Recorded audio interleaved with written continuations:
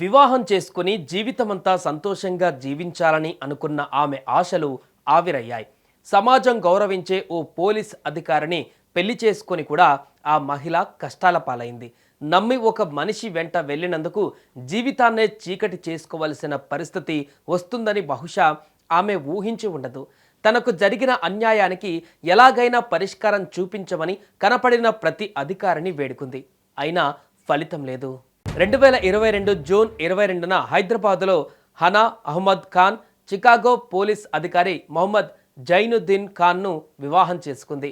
వివాహం తర్వాత కొంతకాలం హైదరాబాద్లోనే ఉన్న హనాను వీసా ప్రక్రియ పూర్తయ్యాక 2024 ఫిబ్రవరి 17న అమెరికాకు పంపించారు. చికాగోలోని 6109 కెడ్ వాలే అవెన్యూలో దంపతులు కొంతకాలం కలిసి జీవించారు. అయితే కొన్నాళ్లకే జైనుద్దీన్ భార్య హనాపై శారీరక మానసిక వేధింపులకు పాల్పడ్డాడని ఆమె తల్లిదండ్రులు ఆరోపించారు.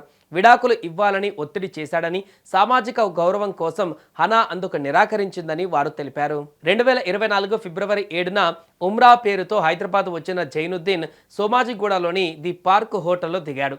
హనాను తన కుటుంబాన్ని కలవమని పుట్టింటికి పంపి గుట్టుచప్పుడు కాకుండా హోటల్ గదిని ఖాళీ చేసి ఆమె passport, green card, social security card, ఆభరణాలను ఎత్తుకొని విమానాశ్రయానికి వెళ్లి పరారయ్యాడు. హోటల్ యాజమాన్యం ఫోన్ చేసి సమాచారం ఇవ్వడంతో హనా ఈ మోసాన్ని గుర్తించింది. మోసపోయినట్టుగా గ్రహించిన హనా పంజాగుట్ట పోలీస్ స్టేషన్లో ఫిర్యాదు చేసింది. హైదరాబాద్ ప్రాంతీయ పాస్పోర్ట్ కార్యాలయంలో కొత్త పాస్పోర్ట్ తీసుకుంది.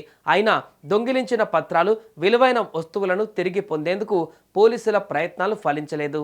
న్యాయం కోసం హనా తల్లిదండ్రులు కేంద్ర విదేశాంగ మంత్రి జైశంకర్కు లేఖ రాసి తమ కూతురికి న్యాయం చేయాలని, దొంగిలించిన వస్తువులను తిరిగి అప్పజెప్పేలా చర్యలు తీసుకోవాలని కోరారు.